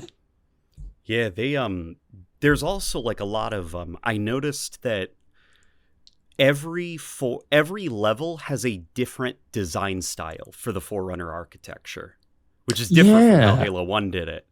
Like, they're even different colors for the Forerunner metal, and I think some of that is them trying to alleviate, like, the boredom that people felt playing Halo 1, and it was just, like, the same copy-paste gray halls. Yeah, could be. I didn't really consider that, but I guess it's a possibility. I mean, you know, with old heads like us, we love our gray corridors. But yeah, no, I think Forerunner shit looks awesome. But like, I know outside of the community, like even reviews back in 2001 were like, you begin to get a little bit tired of Assault on the Control Room when you're in your 5th or 6th Forerunner room and you're staring at the same patterns and gray floor. I guess there is stuff that they could have, and they have admittedly done, to alleviate some of that by kind of reducing the number of corridors and repetitive rooms that you go through, which is nice. Assault on the Control Room is the big one. Like, I think someone mentioned that about a third of the rooms that you once used to trek through have more or less been kind of cut in favor of in some cases entirely new play spaces, or just kind of making it quicker to get outside into the action. Like like notably, I think some of those corridors were as long as they are, partly because of loading certain areas outside. I would imagine that was one of the technical constraints. So to get rid of that, I understand, but also I don't think it's entirely. I don't think that old art style is entirely without its merits. And I wish we could have gotten something just a little bit closer. You can, with a little bit of effort, you can modernize it and make it look interesting, but still undeniably Halo CE. Like when we say the original art style, we don't literally mean like, no, the character has to be made out of 4 polygons and a room has to be flat. Like, just use a bit of imagination. Yeah, like so many really awesome artists do on Twitter and what is it, ArtStation, whatever else. Like there are people who have shown that it can work in, admittedly only in static images, but some people render those out into full size kind of environments you can explore, and they look pretty good. So there is the possibility of it working, but it's just, I think that, again, that whole kid in a candy store or opening up the toy box, right? I think they saw all the stuff that they could do with Unreal Engine 5 and some of its lighting effects and the reflectiveness of all the metal structures. I think they maybe saw, we can make everything really shiny and it'll look great.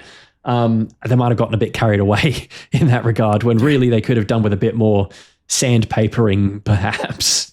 Well, you know what is really cool? What is pretty neat is they, somebody used the term on Twitter. It was actually Dev who mentioned it. You know, the thing about him is he did Combat Evolved Anniversary, but he prefers classic graphics. He does not like playing in the mode that he worked on. And he does not, and he hates Halo 2 Anniversary even more. Even though he worked on that. But here he is. It's Abalone, like Mother of Pearl Shimmer. He noticed that and I noticed it too, and I'm so glad he put it into words. If you look at the Forerunner metal, it's catching the light in a way that brings out violets, that's and different colors, green and blues, like the color scheme of the original game a little bit. Yeah. And it wasn't like that. It wasn't like that back in October. It was straight up just like generic stainless steel. So I think that they were trying as hard as they could to do like these micro adjustments to the materials, you know, even infusing them with colors that don't make a lot of sense so that they'll like kind of react to light in a way that feels nostalgic. Okay, I'll have to go back and give a closer look to some of those, because that's not something I noticed on my playthroughs. But the structure on Silent Cartographer, like the big stupid triangle. If you go into the theater mode, that one is like the perfect kind of like just fly around that, get like really up close and personal with it in machinima mode, and just kind of like move about the camera, and you'll see the colors of Combat Evolved start coming out of the metal. Okay, right. You see, now that I have this bit of information, I'm going to have to go back and rewrite parts of the script for my review. It's Dev does think though that those like pearl shimmer only shows up at ultra settings. So maybe if your computer can handle it for like a second. Yeah, if I can get real close before my GPU decides to turn into a pipe bomb, I might be able to get by. You know, and like sorry, like not to like bounce around all over the place. Going back to the Forerunner holograms, like they are always at an angle, and they have like lines that are kind of stranding off from the central holograms. And at first I was like, what is this? This isn't what a Forerunner hologram looks like. But you know what I think they're doing? It looks like the line work from the Halo 2 load screen. Some of them even line up 1-to-1 with the like, you know, Halo 2 logo and then the weird digital line work that's just kind of trailing off of it. I think that's what inspired the shapes of the holograms that are floating. Whoa. Holy shit. Not to blow your mind, but that was like my brain exploded when I realized I knew these shapes. Okay. All right. Yeah, no, I'm pulling up some stuff of like the Forerunner holograms that I captured before, and yeah, I can see it. Do you see the strands specifically that come off of the holograms? Yeah, how there's like those tiny little bits that just kind of... Yeah, okay. All right. It's the Halo 2 loading screen shit. Okay. All right. Okay, perhaps I feel like Thanos right now. Perhaps I judged you too harshly. That's kind of it's kind of where I'm at. Okay. Yeah, there is some thought into it, and they're making really deep cut references. Like some shit I do just think like, you guys went too far with this. And some stuff I see that and it makes me stop for a second and I'm like, okay, I need to start thinking a little bit harder. And so I've got like old, concept art from Combat Evolved, Halo 2, even like holograms, just like the bitmap files. The TIFFs. I've got them pulled up on my computer looking through, holograms and just weird textures here and there. And I see stuff I recognize that's being recontextualized in new ways in the Forerunner art design. Yeah. Okay, that's interesting. I wish that there was a way that they could have maybe integrated some of the more like some of the more varied colors from the Halo 1 holograms, because obviously it wasn't just a majority of the ones I've found have been kind of like this teal bluey color, whereas some of the originals, they had like a bit of orange, a bit of yellow, and I think it would have been cool to see a bit more of that. But I definitely get what you're on about in terms of like the Halo 2 kind of geometry and shapes from the main menu there. That's a cool deep cut that I did not consider myself. Well, on the, I don't think like, not to excuse, some of the choices, because I do think though that some of the things about like Halo's art direction that I think people don't put enough value in is that some of Halo's art direction is using like pop culture shorthand. And it uses that to really good effect. So sometimes like a holographic terminal, it doesn't need to be this crazy, deep, well thought out thing. Like in Halo 1, it just straight up is like a computer hologram box thing, with like little knobs and like, a keypad on it for the original Forerunner holograms. It's not this crazy abstract thing. It's very straightforwardly just like kind of a generic computer interface hologram thing. Yeah, okay. And I do think that there are like sometimes, recontextualizing the Halo 2 load screen line work into this new crazy abstract. Like sometimes it just needs to look like what it is. Yeah. Yeah. No, I'm with you there. You don't have to go too crazy with it. Yeah, because there's a lot of like kind of shimmering sort of weird staticky stuff going on with it as well, which is probably what took my attention more so than the shapes themselves. It's just how dense they are, how dense they look. Yeah, I remember with Halo Infinite finding concept art for the stand that holds the flag in Capture the Flag. And that's where I'm like, okay, guys, calm down. Yeah, like sometimes it just needs to be a stand.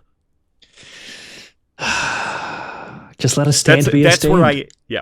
That's where I am with some of the art direction stuff. I think there is a lot more thought than people are giving credit for, but I do also think in some areas that insane amount of thought that they're putting into it is what makes it look kind of like jarring. Because in the original game, it was just pop culture shorthand for a thing. Mm-hmm. Like a holographic interface. Yeah. Yeah, I guess, you can fault 343 and Halo Studios for a lot of things, but I guess attention to detail, regardless of whether or not it's actually picked up or conveyed properly, is not one of them. You know, like they tend to read between the lines on certain things that I guess some fans would overlook, like myself, in terms of like the Halo 2 connection there with some of those holograms. Like I would not have made that association, at least not for a little while, you know. But yeah, simplicity sometimes is nice, you know. Just dialing things back a little bit. Occasionally, I think they do fall into that trap of more detail just for the sake of detail. So it's good when there's a little bit of restraint. We really just talked about For Honor holograms for like 20 fucking minutes. But I mean, and we've only begun to scratch the surface. I don't think, you know, we're coming up on like 2 hours or whatever soon. Like, there's so much to talk about. Yeah, I think that, I mean, we barely even got into like, you know, the actual changes to the levels themselves and the prequel campaign and story and stuff. I mean, we didn't talk about how bad the Brute Spiker's reload animation looks. Oh, that'll be another 20 minutes. Yeah, that one's a bit rough. That was a bit rough. Yeah. Did you see if you sprint with the Brute Spiker, look down at your hand, it's not even like attached to the grip. It's like clipping through it and wiggling around. It's like the Halo 2 Anniversary multiplayer sniper rifle. I'm glad when you reload. I'm glad that you have this like just like absurd attention to detail when it comes to these things. Because like I don't stop to consider half of this stuff. I'm just like, game look good or game don't look good. Now try and rationalize. Dude, they can't hide anything from me. The Needle Rifle's melee animation, that's the fucking Halo Infinite battle rifle melee animation, where he tosses it back to himself. I know that animation. You can't fool me. I've seen it before. He's done 3,000 evolution of videos, all right? You ain't running anything past this guy without him noticing, let me tell you. I've done a video on ladders. Every ladder in Halo.